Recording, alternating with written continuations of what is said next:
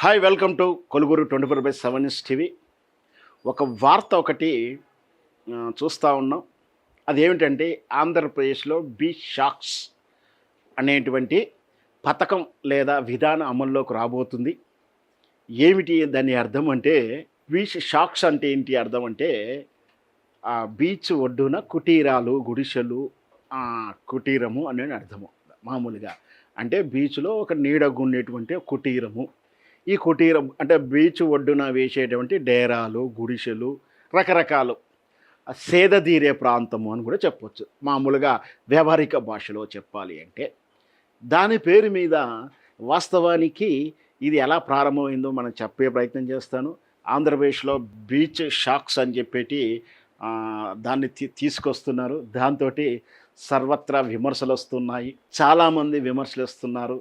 కానీ దాని లక్ష్యం ఏంటో కూడా ప్రభుత్వం అధికారికంగా చెప్తున్నది ఉద్దేశం వేరైతే, అర్థం ప్రజలకు జనం నానుడిలో ఉన్నటువంటి అవగాహన, వాటి మీద ఉన్నటువంటి ఆలోచనలు వేరేలా ఉన్నాయి.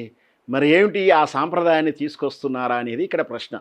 ఇక్కడ ఏపీలో బీచ్ మనకు తెలుసు, ఆంధ్రప్రదేశ్కు తీర ప్రాంతం అధికంగా ఉంది, తెలంగాణకు తీర ప్రాంతమే లేదు, సముద్రం ఒడ్డు లేదు అని అర్థం. ఓకే, అట్లా ఏపీకి ఉన్నటువంటి వనరులలో ఆస్తులలో బీచ్ అనేది ఒక ఎసెట్. వాళ్ళకు ఆంధ్రప్రదేశ్ సీమాంధ్రప్రదేశ్కు వాళ్ళకు ఉన్నటువంటి సహజ భూగర్భ వనరులతో పాటు ప్రకృతి సిద్ధంగా వచ్చినటువంటి బీచ్ ఏదైతే ఉందో వాళ్ళకి ఎసెట్గో అది దాన్ని అడ్వాంటేజ్గా మార్చుకోవాలని ఆలోచన చేయడం స్వాగతించాల్సిన విషయం. విజనరీ చంద్రబాబు నాయుడికి క్రెడిట్ ఇవ్వాల్సిన విషయమే. కానీ దాన్ని అమలు చేసే విధానంలో అర్థాలు పెడార్థాలు పరమార్థాలు గోచరిస్తూ ఉన్నాయి. తాను ఇక్కడ ఏపీ బీచ్లో ఈ షాక్స్ అంటే కుటీరాలు ఏర్పాటు చేసి మద్యం అమ్మకాలు చేయాలి అనేది తన ఉద్దేశం. ఎందుకు అంటే ఇట్లాంటి వల్ల టూరిజం బాగా డెవలప్ అయితే ఆదాయంగా బాగా ఉంటుంది, టూరిజం మార్కుగా నిలబడుతుంది ఆంధ్రప్రదేశ్ అనేది ఉద్దేశం. బాగానే ఉంది, సంతోషం, స్వాగతం సుస్వాగతం, స్వాగతించాల్సిందే. కానీ మన బీచ్ ఒడ్డున ఈ టూరిజం అనగానే మన బాగా గుర్తుకొచ్చేటువంటిది గోవా బీచు. ఇంకాస్త 4 డబ్బులు బలుపులు ఎక్కుంటే బ్యాంకాకు పటాయికే పోతారు. మరి ఈ బ్యాంకాకు పటాయి కూడా అవే కదా. ఏమిటి అవి బీచ్ షాక్సే. వాటి ఉద్దేశాలు ఏమిటి? సముద్ర తీరంలో సూర్యోదయానికి సూర్యాస్తమానికి సముద్రం ద్వారా ఇసుక రేణుల ద్వారా వచ్చేటువంటి ఆ రేసు, ఆ ప్రొడక్షన్ ఏదైతుందో శరీరానికి మంచిది. ఇదేగా మన సనాతన ధర్మం యోగ ధర్మంలో చెప్పేది. ఈ సన్ నుంచి ఆ ప్రాంతంలో ఆ సమయంలో వస్తే ఆ ఇసుక మన బాడీకి హెల్ప్ అవుతుందని కూడా చాలామంది ఇసుకలోనే పుడుకొని ఉండడము లేదా పొరలడం కూడా చేస్తుంటారు కొంతమంది. సో వాళ్లకు ప్రకృతి సిద్ధంగా సనాతన ధర్మాలు యోగా విధానాలు తెలవని కొన్ని దేశాలలో ఈ బీచ్ కల్చర్ని అడాప్ట్ చేసుకున్నాయి.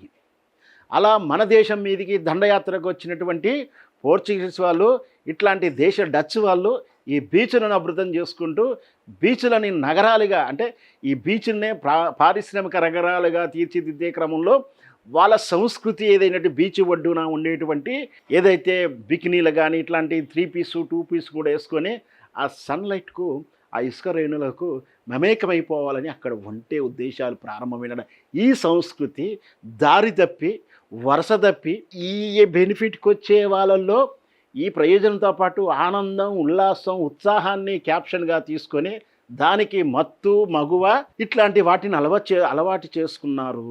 అంటే కాలక్రమేపీ సంస్కృతి మారిపోయింది. ఆడ మత్తుకు డ్రగ్స్కు అలవాటు పడిపోయారు. గోవాకు వెళ్ళాము అంటే సహజంగా మీరెవరైనా గోవాకి వెళ్ళాను బ్యాంకాక్ వెళ్ళానంటే నాకు ఇంత ప్రసాదం పెట్టామని ఎవడైనా అడుగుతాడా?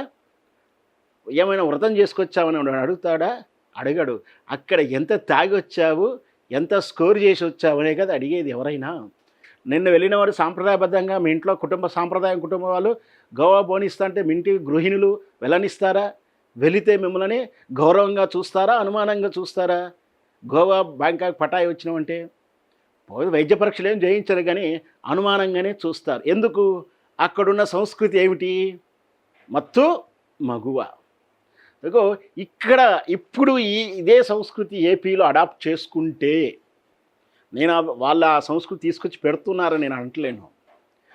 ఇది దారి తప్పి ఆ విధంగా మారితే ఏపీ కూడా భవిష్యత్తులో ఈ గోవా మార్క్ బ్రాండు, ఈ బ్యాంకాక్ బ్రాండు, పటాయా బ్రాండ్గా మారితే పరిస్థితులు ఏమిటి? ఇప్పటికే చాలా విమర్శలు వస్తూ ఉన్నాయి. వాటికి తోడు వీటిని అడాప్ట్ చేసుకోవడం అంటే ఏమిటి అర్థము? ఇది కదా ఇక్కడ మనం ఆలోచించాల్సింది. ఇప్పటికే అవమానాలతో అనుమానాలతో ఉన్నటువంటి రాష్ట్రము ఇప్పటికే చాలా అనుమానాలుగా ఉంటాయి, వాళ్ళ మీద అపవాదులు ఉంటాయి. అట్లాంటి దానికి ఇట్లాంటివి తీసుకొచ్చి పెట్టేస్తే సంస్కృతిని కంట్రోల్ చేయగలుగుతారా? రేపొద్దున భవిష్యత్తులో ఈ విధంగానే మార్క్ పడితే ఏపీ మార్క్ ఏమైపోవాలి? ఏపీ బ్రాండ్ అంటే ఇప్పటి వరకు బాబు గారి విజనరీ అనేటి సిబిఎన్ గారి బ్రాండ్ కాస్త డామినేట్ చేసి వెళ్ళిపోతే పరిస్థితులు ఏమిటి?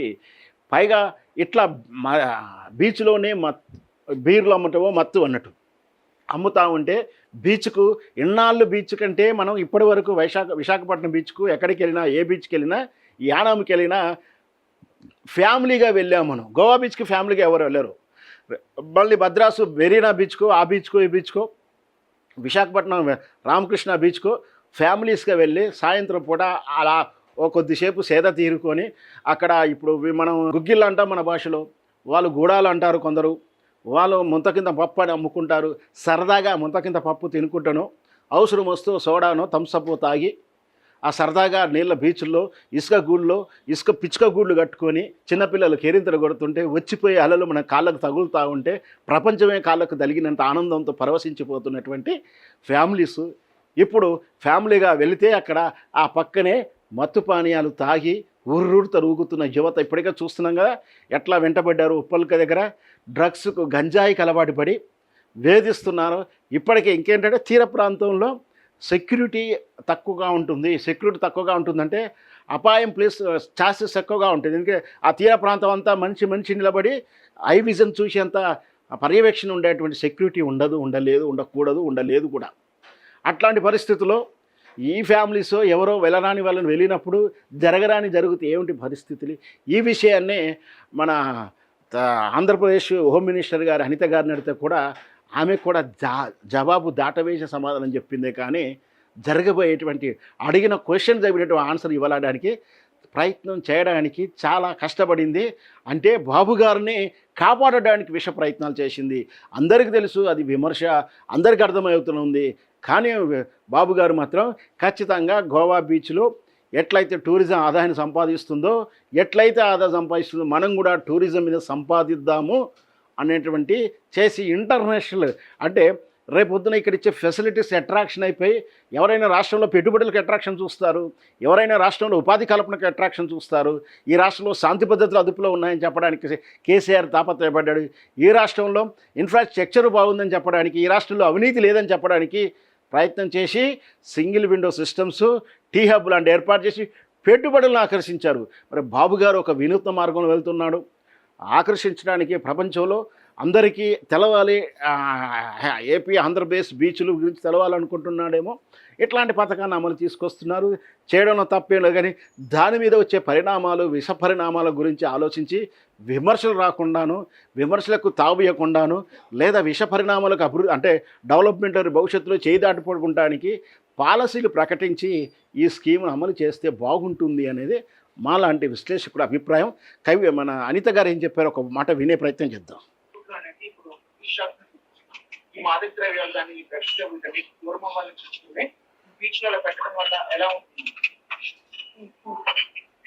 యాక్చువల్గా అమ్మా గవర్నమెంట్ ఈ రోజు ఒక పైలట్ ప్రాజెక్ట్ కింద తీసుకోవడానికి ప్రయత్నం చేసింది. ఈ రోజు అది ఎలా ఉంటుంది, ఎలా చేస్తే ఎలా ఉంటుంది. ఇప్పుడు డిఫరెంట్ మన దేశంలోని, నేను పరాయి దేశాల దగ్గర జరుగుతున్న సిచ్యువేషన్స్ గురించి మేము మాట్లాడట్లేదు. మన దేశంలోనే మన ప్రాంత ప్రజలే వేరే ప్రాంతాలకు వెళ్ళి సంహం ఒక టూరిజం డెవలప్ చేయడానికో, లేకపోతే సంహం వెళ్ళి వాళ్ళు అక్కడ టూరిజం డెవలప్ చేస్తూ అంటే సంథింగ్ ఒక రిలాక్సేషన్ కో, లేకపోతే ఒక రిక్రియేషన్ కో, లేకపోతే వాళ్ళు కాసేపు ఒక ఎంజాయ్మెంట్ కో మిగతా రాష్ట్రాలు, మన చుట్టుపక్కల రాష్ట్రాలకి వెళ్తున్నారు. అక్కడ కొన్ని ప్రయోగాలు జరుగుతున్నాయి. సో అటువంటి ప్రయోగం కనుక మన ఆంధ్రాలో జరిగితే టూరిజం డెవలప్ చేసేదానికి ఏదైనా ఆస్కారం ఉంటుందా అనేది ఒక పైలట్ ప్రాజెక్ట్ కింద టైం లిమిట్ పెట్టి దానికి కూడా పర్ఫెక్ట్ పోలీస్ డిపార్ట్మెంట్ కి సంబంధించి వాళ్ళకి కూడా ఒక సెక్యూరిటీ పర్పస్ కూడా పెట్టుకొని ఒక స్టేట్ మొత్తం లేదు ఒక 2 దగ్గర ఇలాంటి ప్రయత్నం చేయడానికని ఈరోజు పైలట్ ప్రాజెక్ట్ కింద మనం ప్రయత్నం చేస్తాం. మీరన్నట్టు 1 minute బాబు ప్లీజ్ 1 minute. మీరన్నట్టు అక్కడ నిజంగా అటువంటి పరిస్థితులు ఏదైనా ఉన్నాయి అనుకుంటే ఈరోజు గవర్నమెంట్ డెఫినెట్ గా దాని మీద చర్యలు తీసుకుంటుంది. చాలా విషయాలు ఉన్నాయి. సరే, అవి ప్రస్తుతమైన మనకేంటి అంటే స్పష్టంగా వేరే రాష్ట్రానికి వెళ్ళి అక్కడ డబ్బులు ఖర్చు పెట్టుకొని దండగా పెట్టుకొని వస్తున్నారు, వాళ్ళని అభివృద్ధి చేస్తున్నారన్న కోణంలో మాట్లాడినట్టుగా అర్థమవుతా ఉంది మాకైతే. మరి వేరే రాష్ట్రాన్ని బాగుపడుతున్నారు, ఆడ ఖర్చు పెడుతున్నారు, అవేవో మనకు పెట్టాలి అని ఆనందపడుతున్నారు. కానీ వేరే రాష్ట్రానికి రకరకాల ప్రయోజనాల కోసం పోతే ఆ ప్రయోజనాలన్నీ ఇక్కడే ఇస్తారా? అది ఆలోచన ద్వారా అలా కాదు కదా. సరే, మీకే పైలట్ ప్రాజెక్ట్ అంటున్నారు, మంచి ఫలితాలు ఇస్తే, మంచి మార్కులు వచ్చి మంచి అభివృద్ధి జరిగితే సంతోషపడదాం. దీంట్లో విధానాల్లో మార్పులో కానీ అమల్లో వైఫల్యాలు జరిగినా, మీ చిత్తశుద్ధి ఉన్నప్పటికి కూడా వైఫల్యాలు జరిగితే వెంటనే ఇట్లాంటి పథకాన్ని రివర్స్ తీసుకొని రద్దు చేసుకోవాల్సినగా మాలాంటి విశ్లేషకుల అభిప్రాయం.